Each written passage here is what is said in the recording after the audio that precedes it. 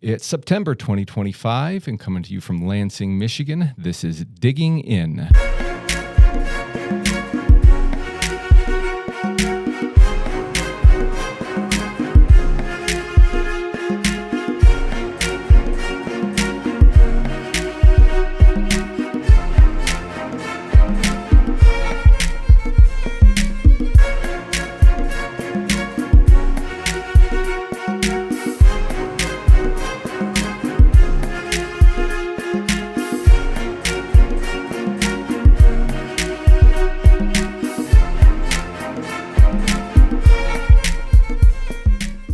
Hello, everybody, and welcome to another episode of Digging In. I'm Urbain with Miss Dig 811, and with me, as always, is Jeff Johnson behind the controls there.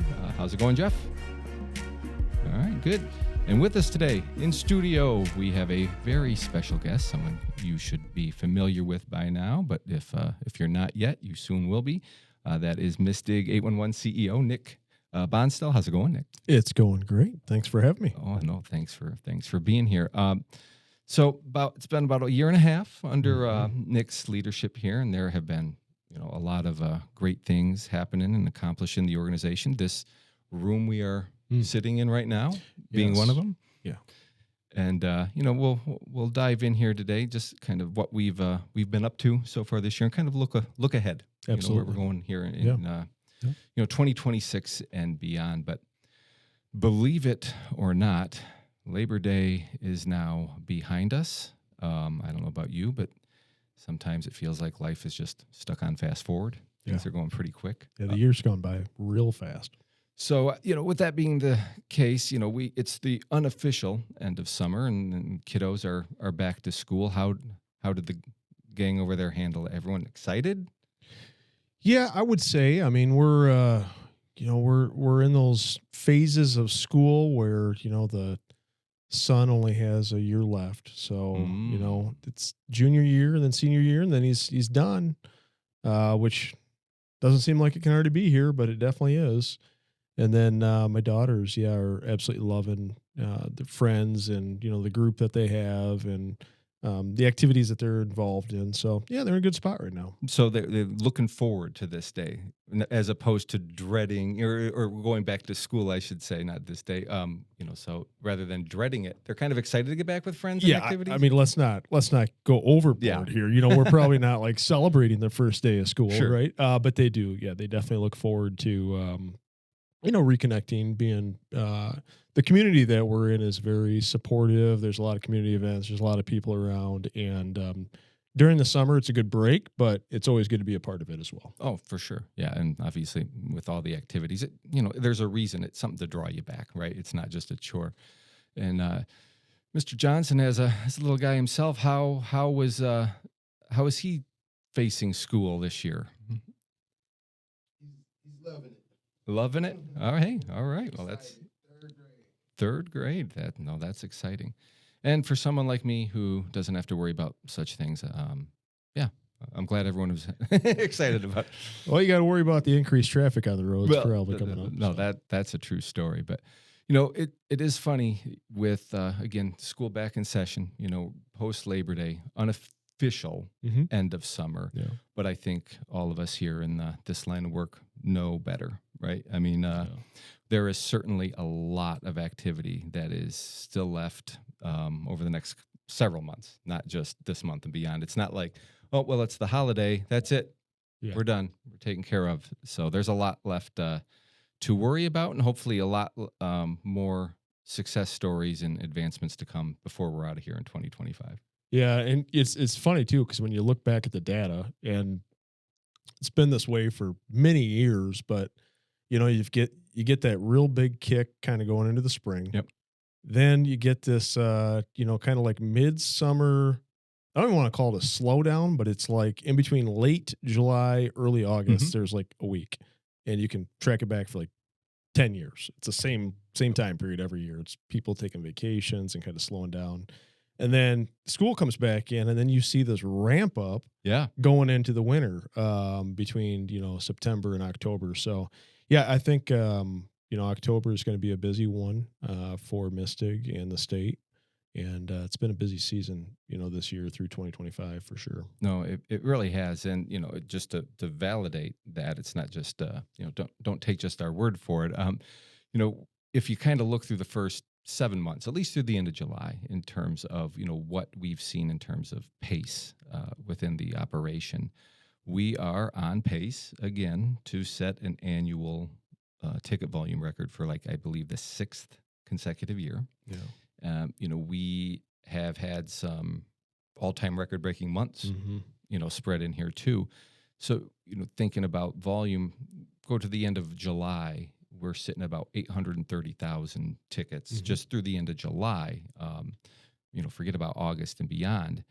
And I believe we had an all-time organizational record in April Yep. with over 147,000 tickets that month. In 1 month. Yep. We went and then broke that record the following month. Mm-hmm. In May. We eclipsed 148,000 tickets for a month.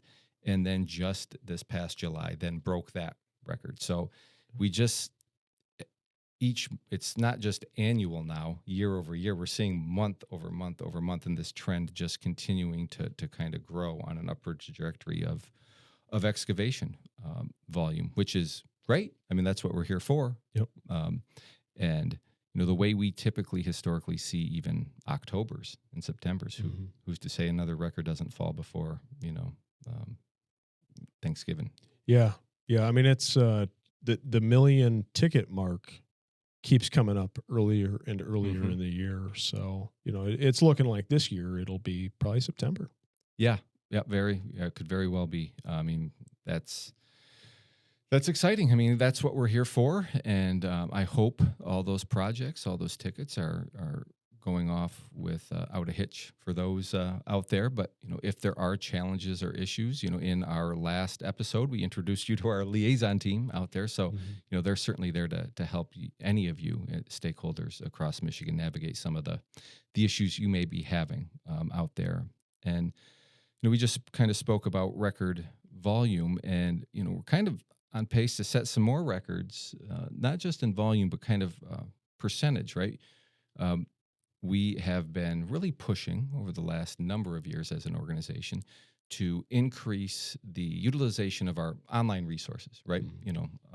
Creating tickets via the web within your own office. And we ended 2024 right around 87%. So for those of you out there, that means 87% of every misdig notification or misdig ticket that is created is actually being created by the excavator, the user, outside of the notification center. So we're still a notification center. We still, we take those calls, 811, of course, but we are seeing greater and greater usage of our online platform. And, with a strong close to the year, I mean, we could actually see 90% usage of that by the end of the year. That's kind of exciting.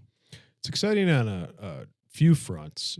There is some research and data that was created in Canada over the last couple of years that has led some conclusions down the path of the fact that whoever is closest to that excavation completing the ticket with the information that they have oftentimes leads to lower damages in the field because, well, they're the ones doing the digging, right? So I think overall, that's exciting to try to get that notification as close to the person who's holding that piece of equipment or operating that piece of equipment. That's the ultimate goal. It's not 100% that way here in Michigan. If you look at the way that a lot of our members operate, or even excavation companies, really the ticket placement is coming really from an office environment supporting the field activity. So I think in the future, the way that we really need to do some more thinking and diving into that is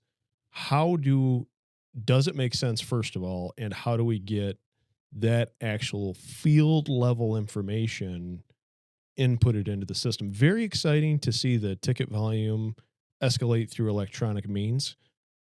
We totally believe that's the future. It's the way things are going to go. You're going to be, placing tickets off your cell phone, obviously, for the foreseeable future.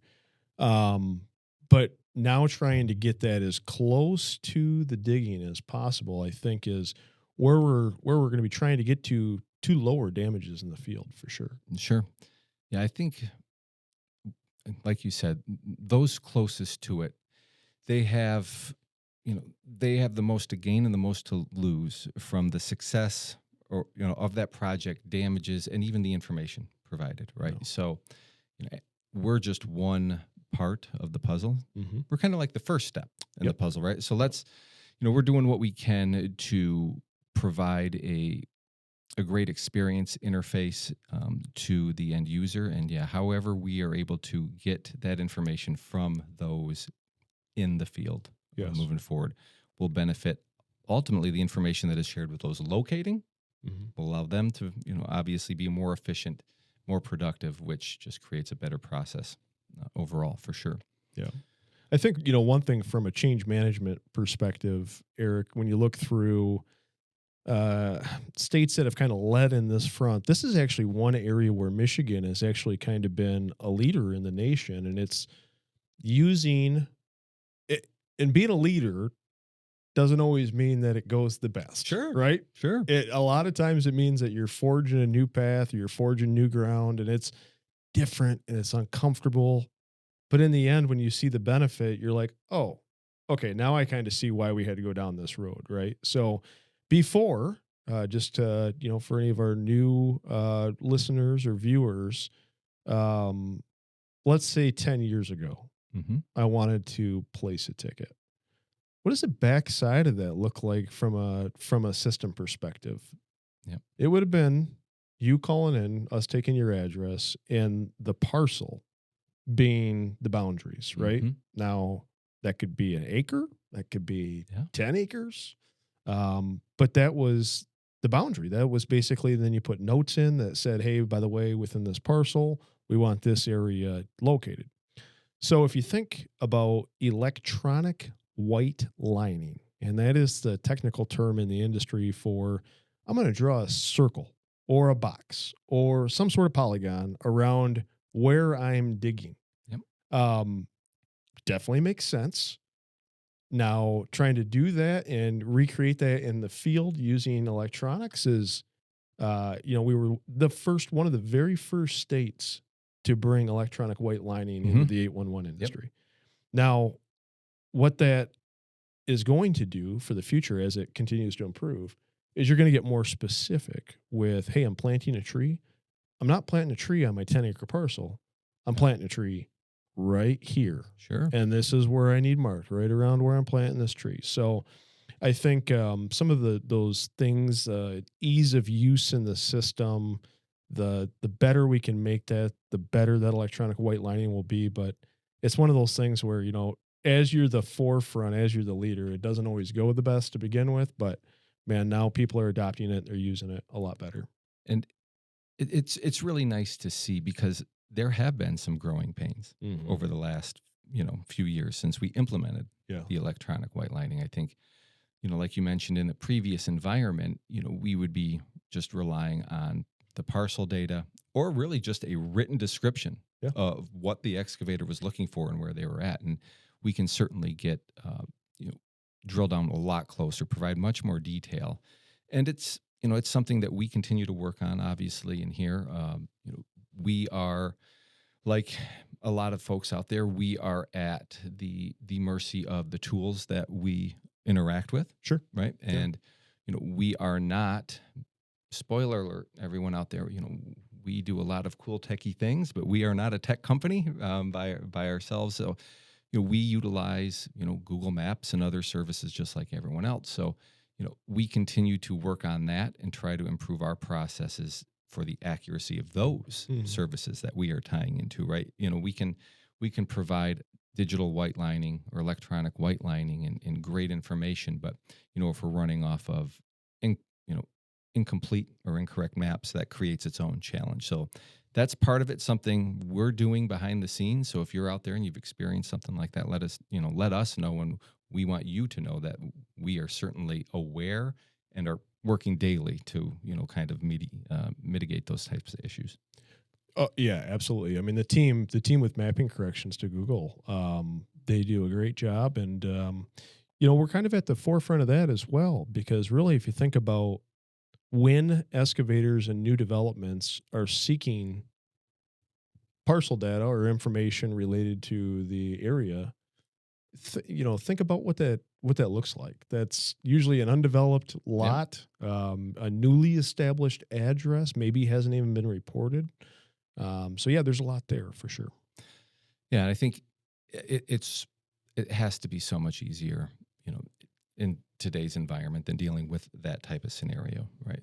As an excavator, yeah, we're going to do some land clearing for a new development. What does this mean on a map? What is the address? How do I get a locator to this location and try to disseminate what it is that we're looking to do? It's a lot easier now than it was in the past, where it was just, hey, meet me at the corner of this street and this street, and we're going to hope for the best. And Right. I think there are a lot of improvements. And again, I hope all our stakeholders out there have experienced them, Yep. moving forward. But so with that being said, we again are busy. We're having a lot of success. But let's kind of talk about not just stats, but maybe a little look back at just as an organization, what we've been able to achieve, and maybe even more importantly, what we were looking to achieve Yeah. coming into 2025, and kind of like a snapshot, where we're at right now, kind of, at the 3/4 pole of the year. I think people would be interested to know, kind of what it is that as an organization leadership, we are looking to achieve and reflect as an organization on an annual basis. So, as we talk about organizational Mhm. objectives, again, this is the time of year that we're starting to look ahead to 2026, and beyond of what we want to do. But again, we're 3/4 through 2025, although with our funny fiscal year for the end of 2025, it's It's soon to not be yes, that way, soon right? to not be that way. But yeah, the way the quarters run. But I think a lot of our stakeholders may be interested to know kind of a little peek behind the curtains here. As we came into 2025 in this fiscal year, what were some of our organizational objectives and kind of where we stand on them? Yeah. I think you really got to go back to, like January of 2024 to really kind of understand how Mhm. these came about. And, really one of the things that I'm very, very passionate about is organizational culture. Yep. And I believe that one of the things that you can impact is if you can impact the culture of an organization, everything else drives forward. If you don't have, maybe a defined organizational culture, it'll define itself. And it can be pretty scattered. It can be pretty pocketed. It could be based on geography. I mean, it could have a whole lot of different components. So coming in back in January of 2024, one of the things that I wanted to do was learn about just the great people that make up Mystig 811. And, we've got folks who have been here a long time, Mm-hmm. uh, all the way down to people who have been here a few weeks, right? Yep. And I mean, just the difference in uh, range of experience and the location of where they live in the state. I mean, we've got a lot of just great, awesome people who truly want to make the most impact that they can every single day. So, one of the very first things that we did as an organization was we created the core values of the Mm-hmm. organization. We defined them, and we didn't define them through someone saying, these are your core values, adopt Yep. them.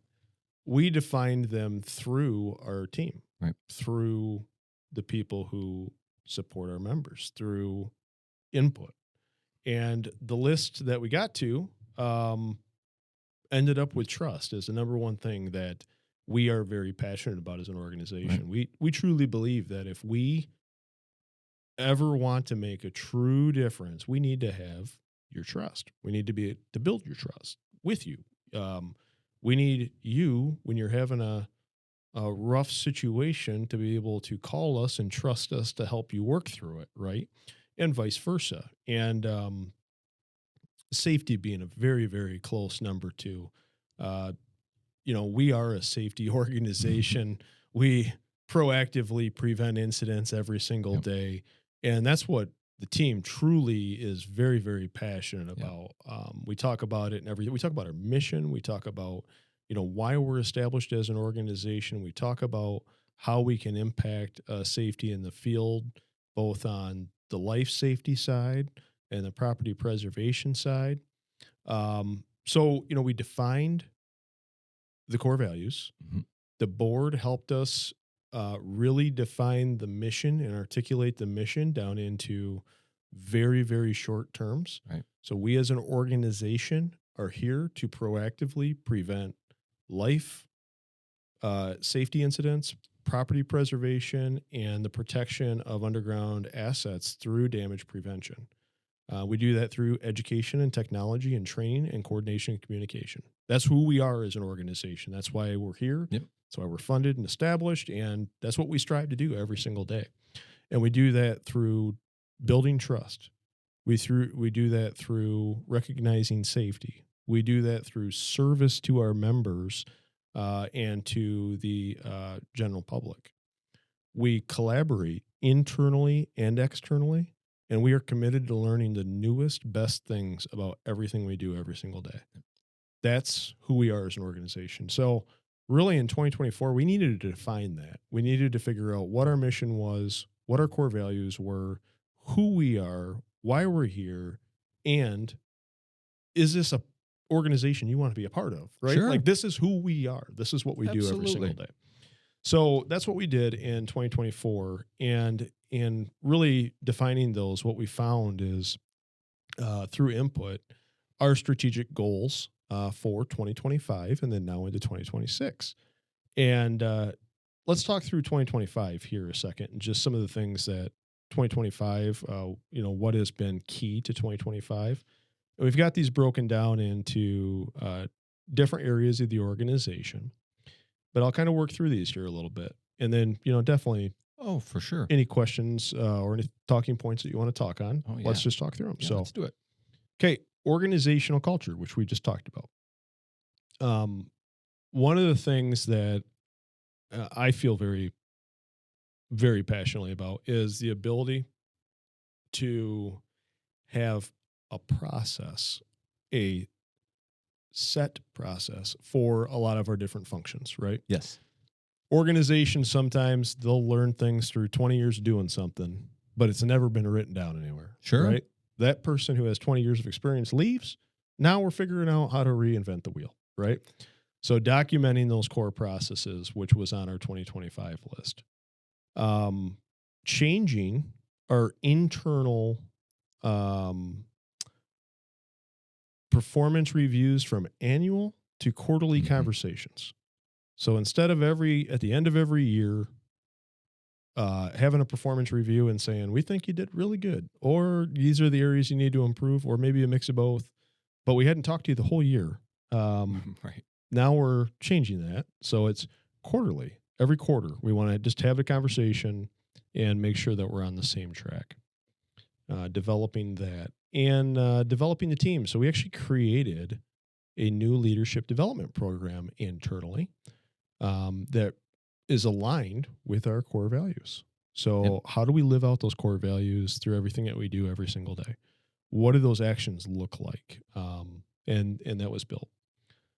Finance, and I guess to go back to organizational culture as well, we did make some changes to a few of the departments, which we'll talk about, one of them being yours. Yes. And we did shift some of our internal team members around, and it has been widely accepted. It's great to see some of the folks be able to move into different roles and affect damage prevention in different ways.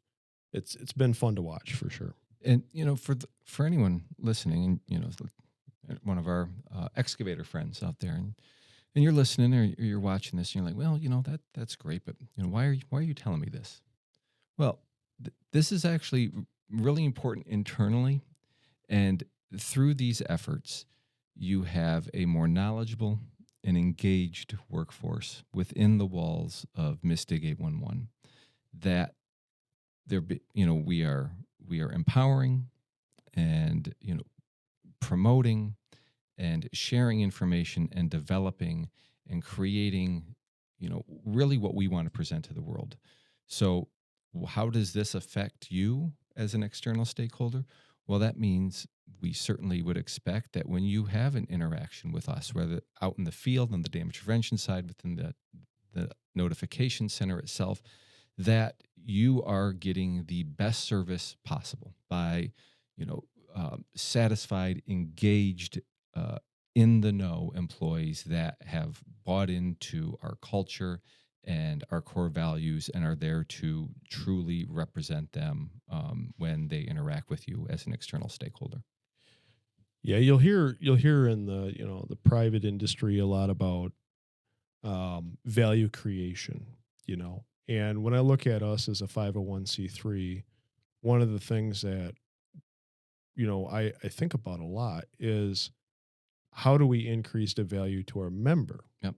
So if our member, is thinking about Mystic and the next variations of Mystic as we continue to build, like what is the value that they see in the organization that they want to continue to see developed? Right. And those are some of the best insights that we get from our members as well. One of them is finance. Yeah.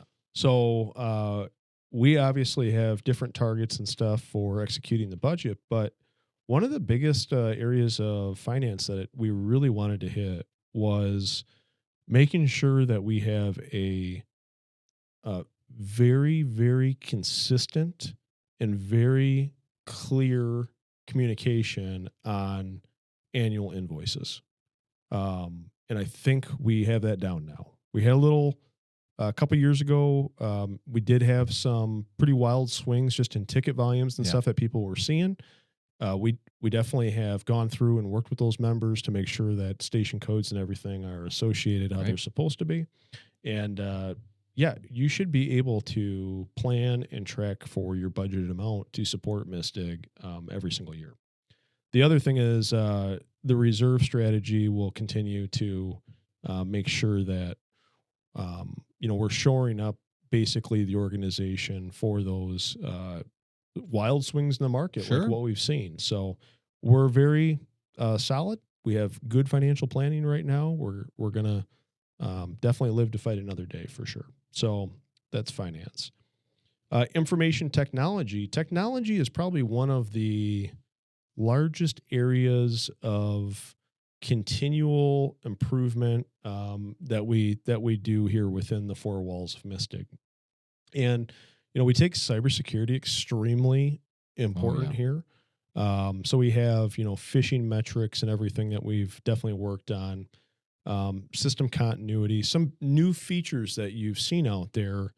And I know you guys have met, but our director of technology, Roni Ahmed, has just absolutely done great work in a lot of these different areas. But it used to be that even a year and a half ago, I would get these phone calls of, "Hey, is your system down or is it on our side?" I don't know. I haven't got a notification. Let's check it out. So what we've actually done is we were seeing that that's not the best business practice, right? So we have actually implemented a system that tracks our system for us, and it tells you as the member whether our system is down or not. And these are systems that have been around for years, and a lot of different technology companies operate them. But we have this live for you right now. So if you go to our website, you'll see a little green light. Hopefully it's green because that means that we're on. The light is green and it basically says all systems good to go. If the light is red, that means that we're having a system impact, and you can pull it down and you can see exactly how long it's been out, what part of it was out, blah, blah. Now, the nice thing is, knock on wood, is that you can also see the history. So look back through there. And one thing that I think Roni has done just a phenomenal job with is system uptime. Oh, yeah. We are not having hard knock on wood, right? But we are not having the system impacts that we were even 2 years ago. He's done a very good job of getting it stabilized. It's up. You can subscribe to this. It's a feature that will actually send you a notification, and you will know whether or not our system is impacted. All the way from our phone system to our online ticketing system, all of it's tracked. So no more phone calls and questions of, is it you? Is it me? Oh, for sure. Take a look. Well, and then obviously with the tool developed to kind of eliminate the need for the call on what is going on outside my front door. Yes, yes. And that's actually the next one here, is the development of our public dashboard. So, and a lot of people who have been members of Mystic remember some of these old parts and pieces of different systems. But what we wanted to bring back was a way to visually see all of the tickets that are active in our system right now. We do that through a GIS map that is right on the website. So if you're ever curious as to what are these tickets in my, or what are these flags in my neighbor's yard, right? Why is this street shut down and there's all kinds of flags around here? Now you can go onto our public dashboard, which is located right on our website, upper right-hand corner.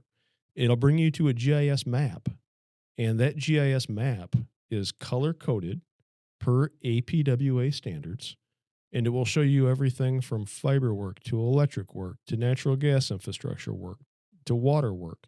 And you can zoom in, zoom out all over the state to see where all the active tickets are. Pretty incredible to be able to visualize and see that. Oh, it really is. I mean, what we call the Y stakes. I mean, we've been taking those for years, and not just from a concerned homeowner about flags in their yard, but I mean, we've heard from other excavators or members, just general curiosity and questions, and just to have that at your fingertips, it's a beautiful interface there. So another hit by the Roni and the IT team here. Yeah, and actually, we know that you guys as members, especially our northern members, were affected pretty greatly by the ice storm that came through earlier this year. And we had just developed that public dashboard, and they were using it in the ice storm response to see how many pole replacements and active tickets were out there. So pretty incredible resource there. We're starting really with limited information on there, but we can scale that up. So it's an area of future development for sure. Mobile app. Mm-hmm. Mobile app. So later this year, it's already in full test flight. It's been developed. We're going to be releasing our mobile app, and the mobile app is going to be a game changer for the state, because you're going to be able to have a resource in your pocket on the job site where you don't have to log in, and you can type in a ticket number and all of the information on the polygon, the ticket, positive response, contact information for whoever's listed on the ticket. Yep. It's all going to be available right at your fingertips without having to log into the system or go through jump through a bunch of hoops. So it's something that a lot of folks have been asking for, definitely on our excavator side. And we hope that this provides the resource that people are looking for.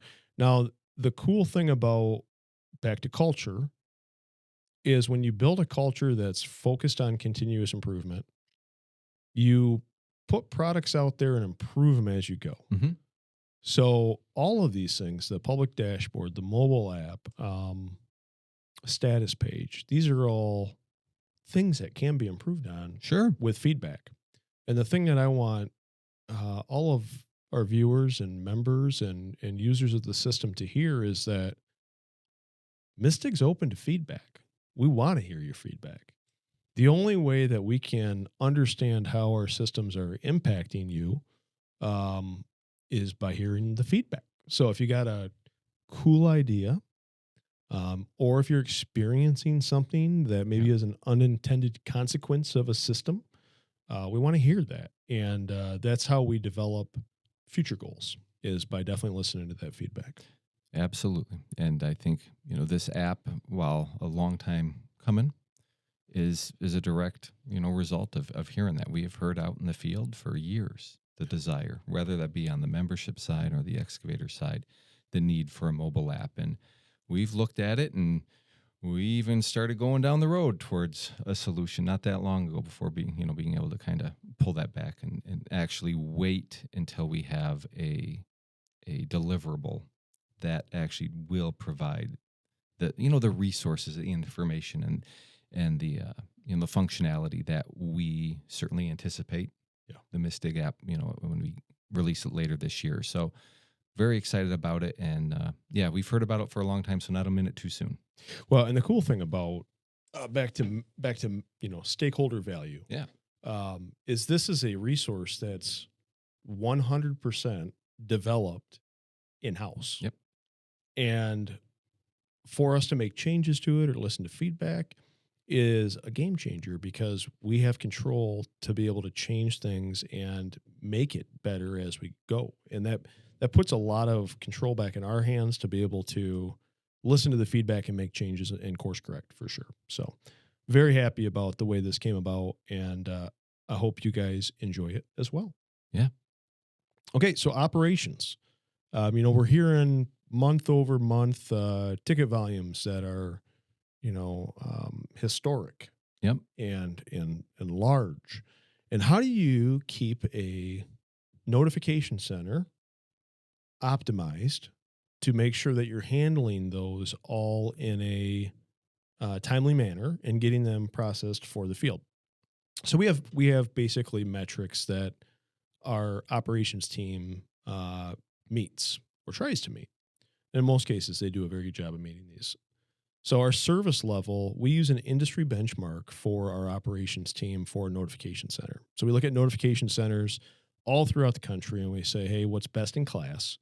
And we set a target. So we say 80% of the phone calls, any phone call that comes in, needs to be answered by an agent, by a notification center representative, within a minute, 80% of the time. Yep. So that's the metric. Within 80% of the tickets, 80% of those calls coming in, they all get answered within a minute. That is the target. Doesn't mean we're always meeting it. There are definitely busy times and there are slow times. The hardest thing as far as an operation is trying to plan around when those mathematical busy times or slow times are, because just when you think you got it right, another one pops up. And it's like, hey, Tuesdays at 10:30 all of a sudden is jumping off the sheet here. When you have tens of thousands of excavation companies and the countless do-it-yourselfers across the state, it's hard for us to predict when everyone's going to hop on the phone or hop on the computer on any given day, right? There's trends, historical trends we kind of see, but it doesn't, from one day to the next, that doesn't necessarily, mean anything. It's really kind of chasing after it. And I think the operations team does a great job with that, just trying to, the ups and downs and ebbs and flows of volume on the phone, even, when it comes to quality control with the online tickets. Absolutely. Absolutely. And, what happens when people want to not wait longer than 2 minutes and 19 seconds? They jump off the call, and then they go, I'll just call back at a different time. So we call that an abandoned call, one where people jump off and hopefully call back here in the near future. But that abandon rate, our metric for abandoned calls, is less than 6%.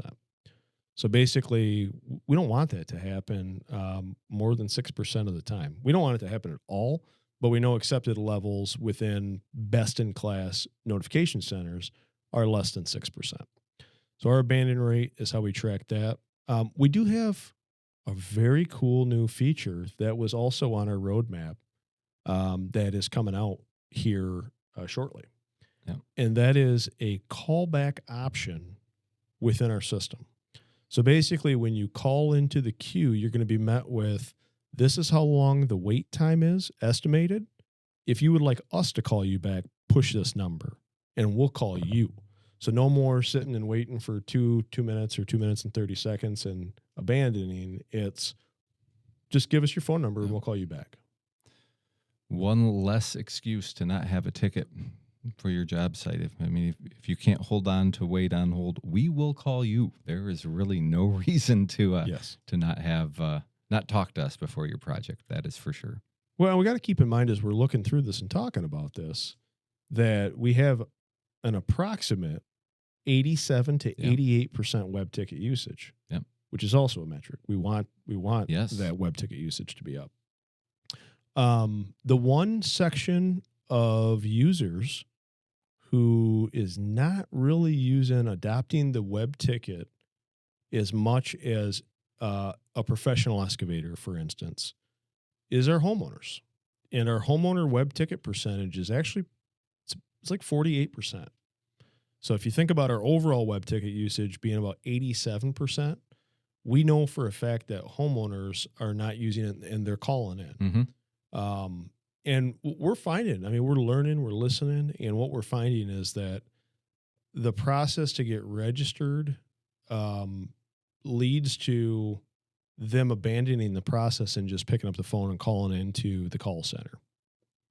Where we want to get to, and this is where 26 goals come into place, is where we don't have that barrier, where it's maybe like a 3-step process for a single address ticket to be put into the system. Something that is just simple enough to where you don't have to go through 42 questions to get registered.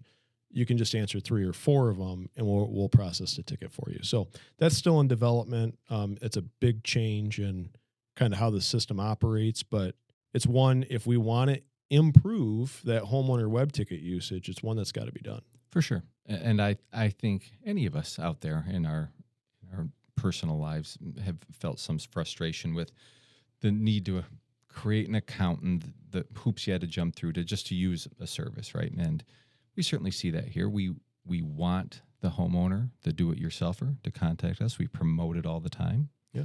And we don't want that process to break down where they've heard, they've understood the message, and they just become frustrated that for any do-it-yourselfer or homeowner, they may use the system once a year, once a decade, once ever. We don't know, right? So to ask them to devote 20 minutes of creating online accounts and all these things for something they may use once is it's good that we're trying to simplify the process, and I think we'll see higher adoption in our online tools when we do that, and I'm very excited for that. Yeah, and you've got generational differences right now of folks who are tackling projects. Yep. All the way from your maybe baby boomer generation that did everything themselves. Oh, yeah. To younger generations who, some of them figuring out the difference in a flathead and a Phillips screwdriver sometimes is a little bit different, right? So it is, there's some generational differences that we also got to work through and make this system usable for all generations. Yeah. That's where it is. The phone number is not going anywhere right now. 811, we've simplified that process, right? So simplifying the do-it-yourself or the homeowner, process for creating their own tickets, I think will go a long way, right? That's kind of the final frontier, right? We deal with the professional excavators every day in one way, shape, or form, right? Doesn't mean that they don't have their individual frustrations or we don't have our individual frustrations, but it's always that the challenge is engaging with the do-it-yourselfer that doesn't see 811 as part of their daily universe. Yeah. And if we can just bring it to them and make the process as simple as possible, hopefully we not just have users, but we will have future advocates. Yeah. Yeah. In really, these, in today's age, people order groceries online. Yeah. They get DoorDash. They hail an Uber Yep. So technology has changed, and the way that the user experience operates, especially from a one call standpoint, also needs to be able to flow much like those applications do. Sure. Because people are comfortable, like the user experience side has been figured out on those fronts. Now, how do we kind of match that user experience? So let's talk about your area here, Yeah. external affairs. There were a few things. You know, we really saw the need, and we heard a ton of feedback, and this came through a lot of listening. That we really wanted to be very specific about our liaison program and what does the liaison do? And in a day and age when we're talking about technology investments and what AI can do Sure. and all that good stuff, why are we investing in human capital in the field? You know, why are we doing that, you think? Well, I think what we've seen is if you can meet your stakeholders where they're at with the issues that they are having, and I guess saying where they're at isn't always necessarily a physical place, but it certainly can be. I mean, I think that is the easiest path to conflict resolution. Having someone available to a struggling excavator or maybe a small municipality or someone that has questions, to have a representative at the 811 center that lives and works in that area, right, and kind of knows the area, knows the contacts, has built relationships with the other stakeholders, that is invaluable. And it's something that no chat bot is really ever going to be able to provide that level of service. So it I was excited when we talked about it, in 2024 going into 2025, and now that we've been able to get this team established. Obviously, they were our big feature on our last episode here. If you haven't met the gang, please go back and check out our Digging In episode that featured our liaisons. I have heard nothing but good things about the liaisons from our stakeholders, whether it be on the utility side, excavator side. So, I mean, in a very short amount of time, they've already showed their value. Yeah. They always, someone actually coined this phrase a couple weeks ago, and I'm going to steal it and reuse it here. But one of the things that the liaison role has done is it's humanized our organization. Yeah. Like when people think about Mystic 811, you kind of put it into a system box and you think, oh, it's a system. But the system actually is full of people who operate the system. And at least one of the things that I think I've learned through time is that people usually don't do business with systems, they do business with people.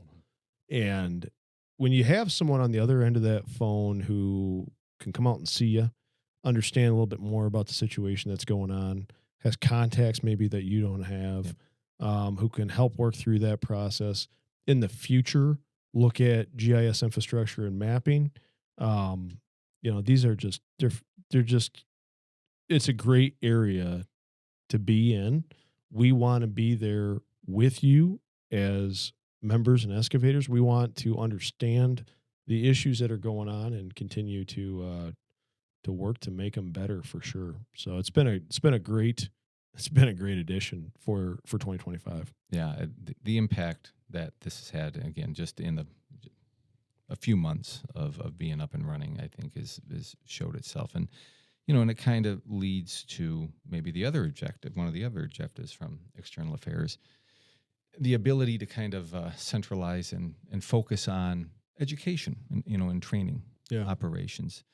Because prior to our liaison team being in place, a lot of folks in education were wearing numerous hats, liaisoning being one of them, if you want to use that term. But also, just crafting training, dealing with, inbound issues, social media, content creation, attending events, going out and then handling damage prevention concerns. And just being stretched awfully thin, right? Not being able to truly dedicate the time and expertise to any one thing. So being able to then seat a liaison team that can deal with the in the field issues and deal directly with our stakeholders, and freeing up our education staff to be more creative and create the education assets and produce a podcast like Mr. Johnson is right now, right? And kind of lean into some of those expertise, I think has been very beneficial and allowed us to put the right people in the right seats, Mm-hmm. right? Yeah. Yeah. And I just, obviously we talk a lot about spreading. When you spread something like peanut butter, everything gets a little sticky, but nothing gets accomplished. Yep. Right. And if we really want to achieve an objective, one, we have to lay it out, but two, we have to be as specific and pinpoint and sharp to that objective as possible. We need to be like the tip of an arrow. Yes. And that's what the liaison role, by defining that liaison role and saying, this is what you're doing, this is what you're held accountable to. That's the tip of the arrow. And that's what they're doing. And that's why we're getting great feedback from it. Now, education, I think going forward into 2026 presents probably one of the largest areas of continual development for us, because it presents an opportunity to create a lot of educational content, deploy it, and have assets and facilities around the use of it. Yep. Now, what does that all mean? What it all means is we have people who are good at educational design. Mm-hmm. We have people who are good at creating content. We have people who are good at, well, Jeff being one of them, who's good at obviously creating the new way of sharing information through podcasts and through social media and digital assets. And then we have learning management system backbone that we can use to do this all throughout the state of Michigan. So I think when we look for partnership and we look for future development opportunities, certification or tooling in that area with education is something that we'll definitely be looking at hard in 2026. Absolutely. Yeah, just the way we are able to communicate the assets, training, and information that we are able to provide to our stakeholders, and the way in which we are able to deliver that information in an effective way, I think is something that is exciting, looking ahead, whether that be just general awareness of 811 or breaking down to an actual on-site function and everything in between, whether it be you're a newbie do-it-yourselfer or you're an experienced equipment operator or a long-standing member. We will have education and training that touches what you are out there doing. Mm-hmm. And you certainly want folks to rely on and trust that they can come to us, for those needs. And it's an exciting opportunity.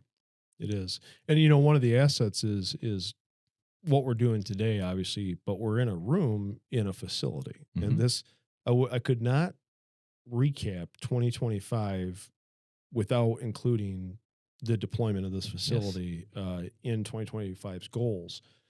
So, the board of directors saw this opportunity long before I or anyone else really did. And it was, how do we create the home of Mystic, right? So kind of tried, you think about Auburn Hills back in the day, everyone knew that was the headquarters for, Mystic. We've got a facility in the Upper Peninsula that is the disaster recovery location for Auburn Hills when we had infrastructure in-house. We kind of, during COVID, went the virtual route, or we tried to deploy all of our assets virtually, sold the Auburn Hills office, kind of moved into a little place in Flint, and realized that if we truly want to accomplish all these goals, we want to be, in the center of education. We want to be able to do things like this and create digital assets. We want to have our members use our training facility. We need to have a facility. Yep. And this facility here in Lansing has undergone, pretty massive renovations, but it has become the home and the heartbeat of where Mystic is located. Yes. And that was very evident a few weeks ago when Jeff and I just happened to have a guy come in off the street who introduced himself as one of the directors at a telecommunications company here in the state doing work, and basically said, listen, I'm having problems and I don't know where to go. Yep. Can you help me? Well, how did you come here to the building? Well, I just looked up who could help me and found your guys' address and showed up here. So it's already paying off, and we've had members use the facility. But this facility was a little bit of a culture project for the organization, but it is the members' facility. So the members, anytime we need to use this for training, outreach, anything here in Lansing, it's open to the membership as well. I think, we can reframe, I guess, how we see this facility, in the minds of our stakeholders moving forward. This isn't just Miss Diggs headquarters. This is Michigan's damage prevention headquarters in many regards. Now, all of our stakeholders have their own offices and locations, but this is a place that is not just for us to come and sit at a desk, right? We have these facilities here, and it's really where a lot of collaboration and innovation can happen in the utility damage prevention space. It is not just for our own use. We want our stakeholders to understand that this exists for the betterment of all. Yep. All right. So we kind of look at 2025, and we've accomplished a lot. And we don't have to spend a lot of time here getting into 2026 because we're still shaping them. But maybe one kind of a sneak preview on something big that folks should be looking on the horizon for come 2026. Yeah. Once again, we have a lot coming up for 2026 that really revolves around outreach, education, technology, and improvements, and really being out there as what we want to do is facilitate the environment to where we can improve damages here in the state of Michigan. Yep. It's not, when we look at damage prevention, often we think about each other's singular role in the process of damage prevention.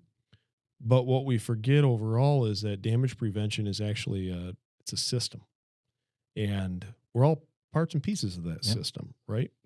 So along with that, obviously, we talk about this facility, we talk about having a collaborative environment, we talk about setting those core values of service, and one of the big changes coming to 2026 is we are coordinating a damage prevention conference here in Lansing that is not specific to what we do here at Mystic. Right. It is all of those. We're one of those components, right? We are the center. We are the one call center. We are the coordination communication hub. But man, we want to create the environment to where excavators, emergency responders, members share their thoughts and ideas, and you can train and get to know them and connect and be in that overall system with them. Yep. And that's going to be held here in February in Lansing. There's so many great activities that are coming up with that.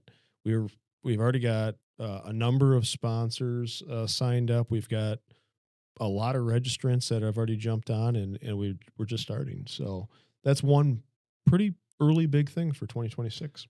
I think that's a great thing and a big development and a great way to start the year, right? Kind of get everyone together and, whether it be, an exhibit, right? Or a demonstration of a new technology, or just hearing from those in your industry, or meeting your Mystic liaison for the first time, really put our stakeholders and everyone across the state in a better position moving forward into digging season, as we get out of winter. So very excited about that. And, props to you and the leadership here for really kind of driving this. Yeah, it really is. It's a team approach, team development, and it's really, when we talk about collaboration, this is the type of collaboration we're talking about. Like, it's external collaboration. It's, we want to be true partners and team members with everyone in the damage prevention system. Yes. One other thing that really is going to be, there's actually a couple big things coming in 2026, but one of them is also the initial launch of our GIS program. Yes. And 2025 has been a planning year for this, Mm-hmm. and we're ready to hit the road running. Basically, what we're going to be doing, in a nutshell, is working with members who currently do not have electronic infrastructure data. So maybe you have some as-builts, maybe you have someone who's been around for 30 years and knows where everything's at, right? But what you don't have is, you don't have a GIS map of your infrastructure. You don't have the tools to do that. You don't quite understand how that all works or what the future use case will be for that.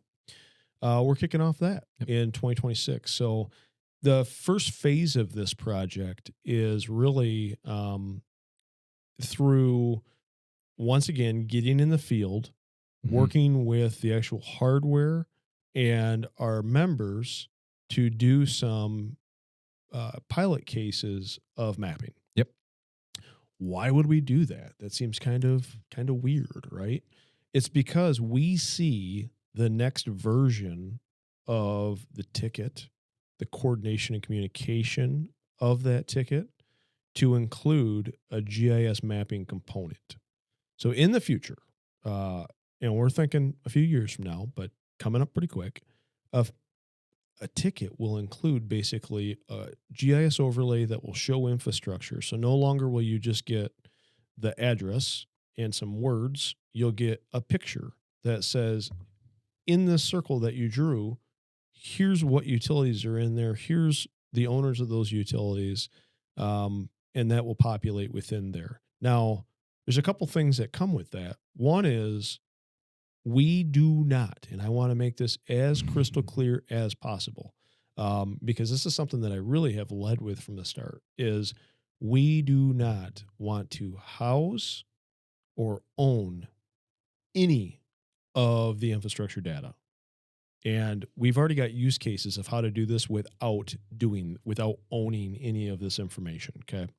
So with API polls and using different systems, we can actually query and pull those things into a ticket without having storage within our environment. So some pretty cool, pretty future forward, future leaning things that I think will help the industry lower damages. Because that is, just to be crystal clear about, my focus, it is every day I come into work, I think about how we can prevent someone from getting hurt, how we can lessen the impact on property damage, and how we can keep everyone's infrastructure up and operational without any impacts to it whatsoever. That's our focus. So when we're talking about tickets, when we're talking about conferences, you can talk about any of these things that we're talking about. They all lead back to that mission. Yes. And that is what we're here to do every single day. Yes. To drive down, or hopefully someday eliminate altogether, those utility damages and workplace injuries is really kind of the core of what we're about, and providing additional information to the excavator, right? If, once we get to a point in time where they're no longer simply relying on the physical markings that they see on site, well, obviously crucial, but then to have something to verify that against, right? Information in their hand. I think that is a really big step towards avoiding future damage. So we're just at the beginning phase of that. So more to come, folks, on that. We're really excited about that. All right, that's kind of a look at 2025 and just a sneak peek at 2026. So, with that, we'll kind of wrap up this episode of Digging In really appreciate Nick Bonstell, for taking the time and joining us in your insight. Not just thank you for just being here today, but thanks what you've brought to the organization over the past year and a half. But a lot of respect and appreciation and admiration from myself and our team, and the stakeholders as a whole from what we've heard out there. So thanks for doing this, and just thanks for being a part of the organization. Yeah, lucky to be able to work with you guys every single day, and look forward to the future together. As do I. So again, thanks to Nick, and thanks to you folks out there in podcast land for tuning in. We will be back next month with more from the world of damage prevention. And if you would like to hear about an issue or a topic of interest to you in a future episode, feel free to comment below, or you can just email us at the Education Department. That is education@misdig811.org. Also, please don't forget to check out the information about that we've posted about the Great Lakes Damage Prevention Conference and Expo. That is greatlakes811expo.com. You get the latest and greatest and register for February's event there. And of course, we'd love to have you follow us on our socials, where you can always see, what we're up to. And of course, always you can visit misdig811.org for all of your misdig related needs. But until next time, for my man in the studio, Jeff Johnson, this is Eric Urbain signing off, reminding you that safety is in your hands. So contact Misdig 811 for every dig, every time.